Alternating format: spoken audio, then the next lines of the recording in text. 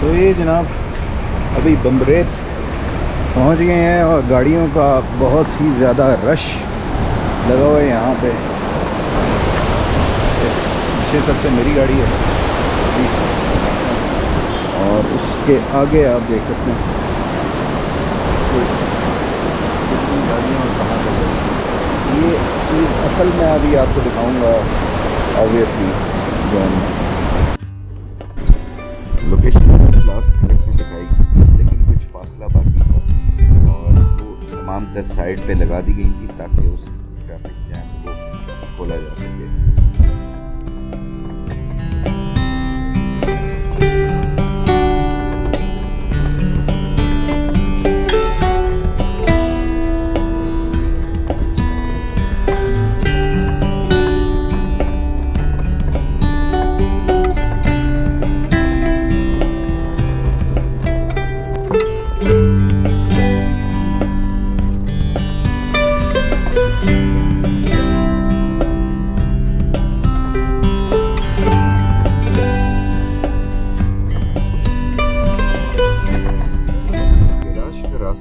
बहुत ही खूबसूरत है। कभी मट्टी वाले पहाड़ शुरू हो जाते हैं, कभी सरसब्ज पहाड़ शुरू हो जाते हैं और कभी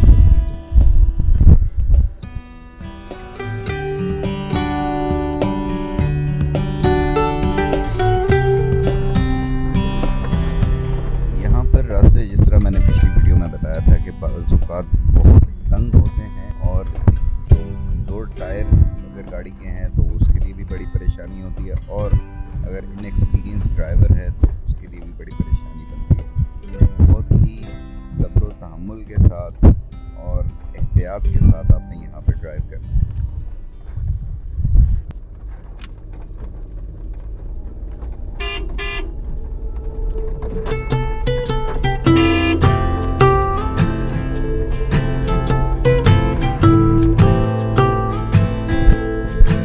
फाइनली बम्बरेत शहर पहुंच गए और यहाँ पर आपको ज़्यादातर घर, दुकानें, बाज़ार लकड़ी से बनी हुई इमारतें नज़र आएंगी और लोग बहुत ही ज़्यादा पुरसकून तरीके से चेहरे पे इत्मीनान नज़र आएगी। बहुत से टूरिस्ट नज़र आएंगे क्योंकि जब फेस्टिवल के मौके पे यहाँ पर हम आए हैं। अमूमन बाज़ार में इतना ज़्यादा रश नहीं होता अगर आप देखें।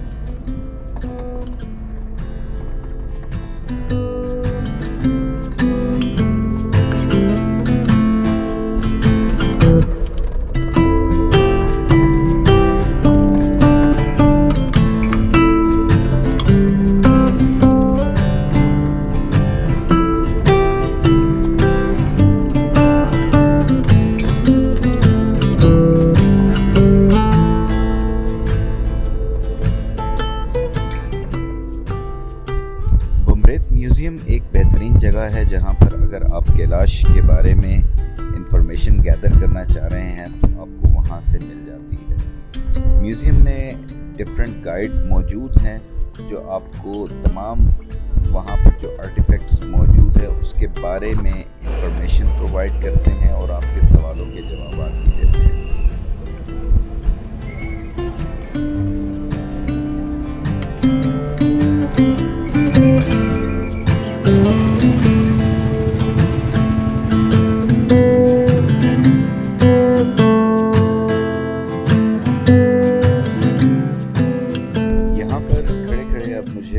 कैलाशी लोग नज़र आना शुरू हो गए थे। वो लोग, वो फैमिलीज़, वो कल्चर जिसको एक्सपीरियंस करने के लिए मैंने इतनी लंबी जर्नी की। तो टिपिकल कैलाशी लिबास में मलबूस फैमिलीज़, मदर्स बच्चों के साथ अपने यहाँ पर मुझे नज़र आना शुरू हो गए।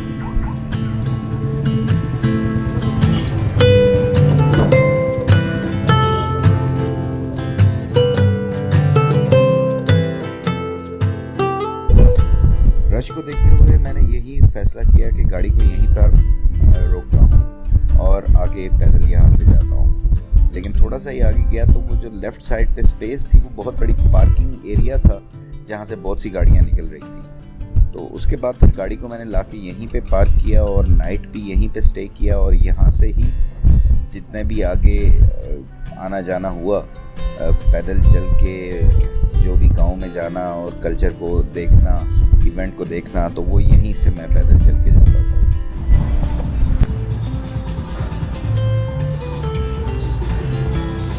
भाई जी मैं नोट कर लिया कि पैसे सुट के फिर चुक लेंगे। गल नहीं सही, मैं उधरों स्पीड फड़े नहीं लगा सी ते रस्ते च ही काबू ही पै गया। नहीं चंगी गल।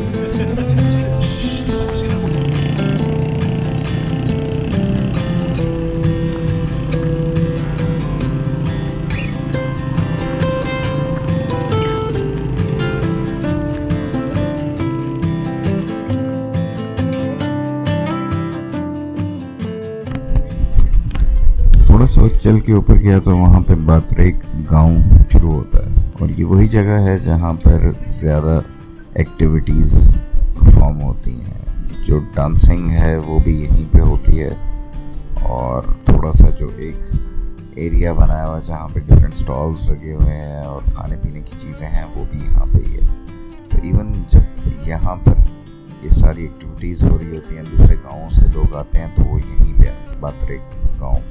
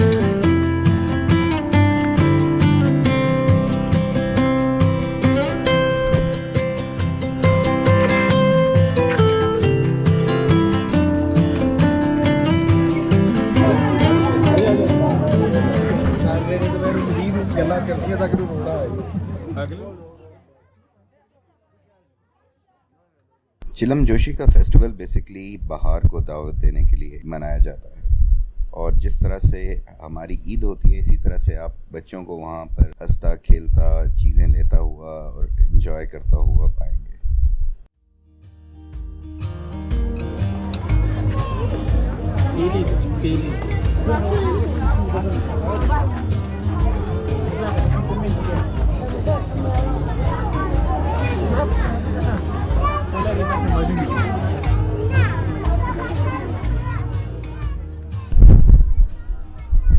यहाँ पर आपको मुख्तलिफ स्टॉल्स मुकामी सकाफत को फ़रोग देते हुए नज़र आएंगे और क्योंकि ये फेस्टिवल देखने के लिए पूरी दुनिया से लोग यहाँ पर आते हैं, बहुत सारे टूरिस्ट वीडियोस बनाते हुए इंटरेक्ट करते हुए लोगों से वो मिलेंगे आपको।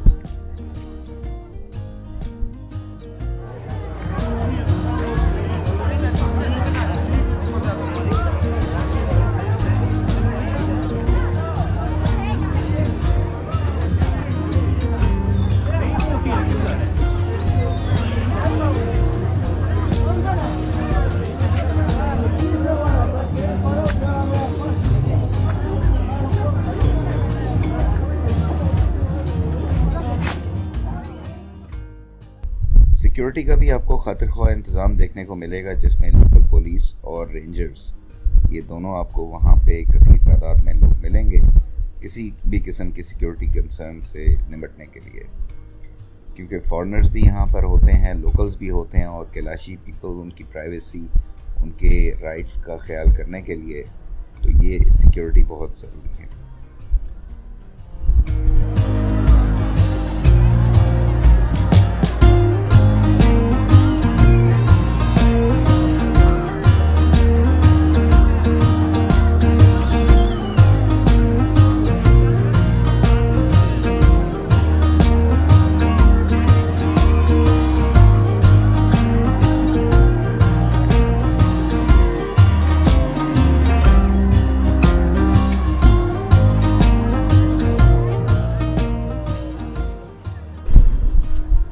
अब ये वो बड़ा सा हॉल है जहाँ पर कैलाशी मर्द औरत बच्चे बच्चियाँ इकट्ठे होते हैं और वो अपना रवायती डांस करते हैं। इस हॉल के इर्द गिर्द रस्सी लगाकर इस चीज़ को यकीनी बनाया जाता है कि कोई कैलाशी रिहायशी के अलावा यहाँ पर कोई बाहर का शख्स अंदर इंटर ना हो सके।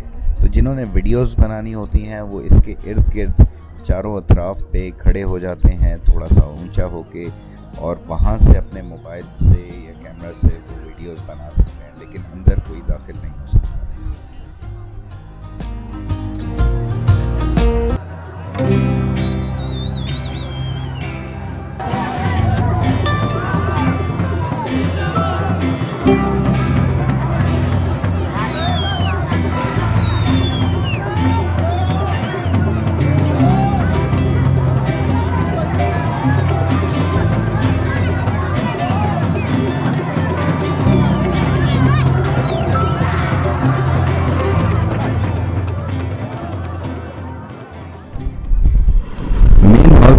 ये कह लें कि एक तरह से प्रिपरेशन ग्राउंड होता है जहाँ पे जो भी टोलियाँ बनती हैं वो आके पहले अपनी स्ट्रेटजी डिफ़ाइन करते हैं, किस तरीके से उन्होंने अंदर जाना है हॉल में और कैसे डांस करना है और कैसे दूसरे जो टोलियाँ हैं उनको मुश्किल वक्त में एक मुकाबला सा होता है जो तमाम मुख्तलिफ टोलियाँ आपस में कर रही होती हैं और एंजॉय कर रही होती हैं।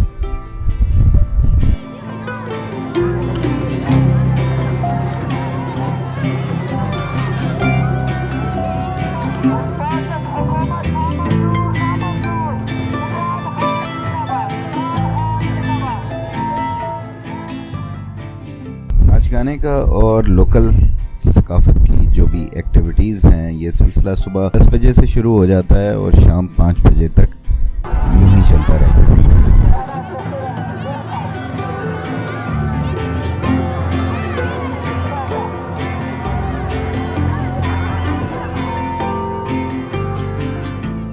इस पूरी एक्टिविटी के दौरान कोई ऐसा बदमज़गी वाला वाक़या मेरी नज़र से नहीं गुजरा, और जितने भी लोगों से मैंने इंटरेक्ट किया तो किसी ने कोई बात नहीं बताई कि ऐसा कोई वाक़या हुआ हो जिससे लोकल लोग उनके साथ कहीं पे लोकल से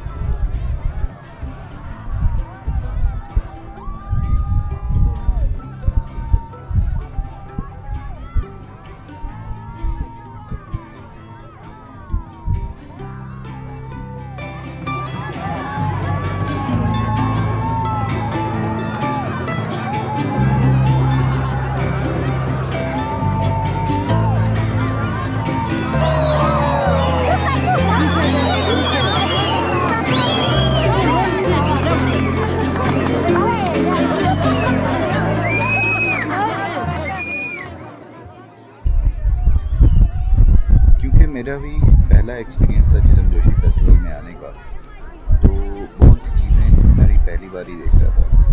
खैर यहाँ पे खड़े हुए मुझे अंदाज़ा हुआ कि बहुत सारे लोग आगे गली में जा रहे हैं। मैं भी फिर उनके पीछे पीछे चल पड़ा देखने के लिए वहाँ पे कौन सी ऐसी एक्टिविटी है। तो आगे जाने पर मुझे पता चला कि वहाँ पर भी एक एरिया बनाया हुआ है जहाँ पर फूड स्टॉल वगैरह और डिफरेंट यानी कि चीज़ें वो लोग आके खरीद रहे हैं और लेने वाले ले रहे हैं।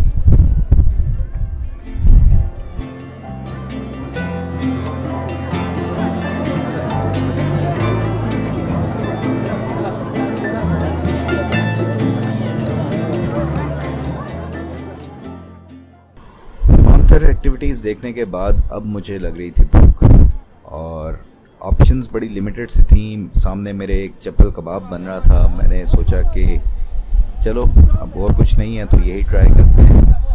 तो थोड़ा झिझकते हुए ऑर्डर मैंने किया, चप्पल कबाब मिला, और एक दो नवाले लेने के बाद मुझे रियलाइज़ हो गया कि मेरा टेस्ट अभी इस पर्टिकुलर चप्पल कबाब के मुताबिक नहीं है। तो उसको रख के फिर मैं वापसी के लिए बाहर निकलने के लिए चल पड़ा, और इस उम्मीद में कि बाहर निकलकर कोई मुझे कुछ बेहतर कोई चीज़ मिल जाएगी। तो देखते हैं आगे चल के कि कोई अच्छी चीज़ वहाँ पर अवेलेबल होती है या नहीं।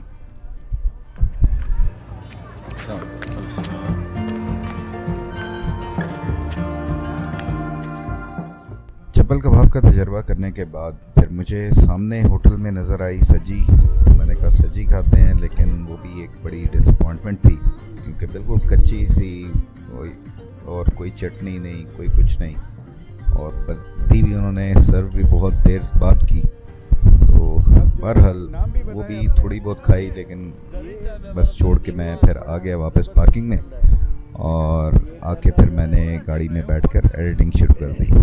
थोड़ी देर बाद ही मुझे साथ ही मेरी गाड़ी थी खड़ी हुई, कुछ पठान दोस्त थे जो बारबेक्यू कर रहे थे, तो उन्होंने इनवाइट किया कि आप आ जाएं, हमने कुछ बारबेक्यू वगैरह बनाया तो आप हमारे साथ बैठ के खाएं।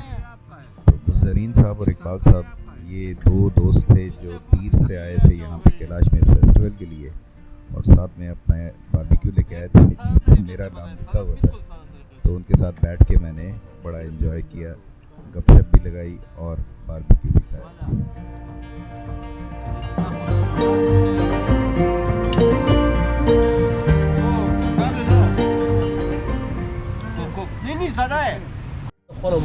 इकबाल भाई ने बेहतरीन करके जो है टिक्के खिलाए।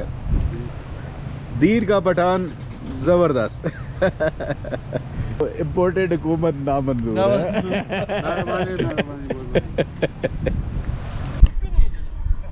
थ्रू आउट इस ट्रिप में मुझे हर स्टेज पर कुछ ऐसे दोस्त मिलते रहे और कुछ ऐसे लोग मिलते रहे जिनके साथ इंटरेक्शन ऐसी ज़बरदस्त हुई। ऐसे ही ये दो दोस्त इकबाल साहब और गुलजरीन साहब दीर से, तो इन्होंने दिल खुश कर दिया बग़ैर किसी जान पहचान के। इवन मैं अंदर गाड़ी के बैठा हुआ था, इन्हें पता था कि ये अंदर बैठा हुआ है, तो इन्होंने नॉक करके मुझे बुलाया और इनकी मेहमान नवाजी से मैं बड़ा खुश हुआ।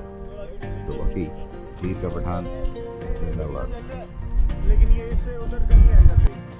कल इनका होना है जरा बड़ा।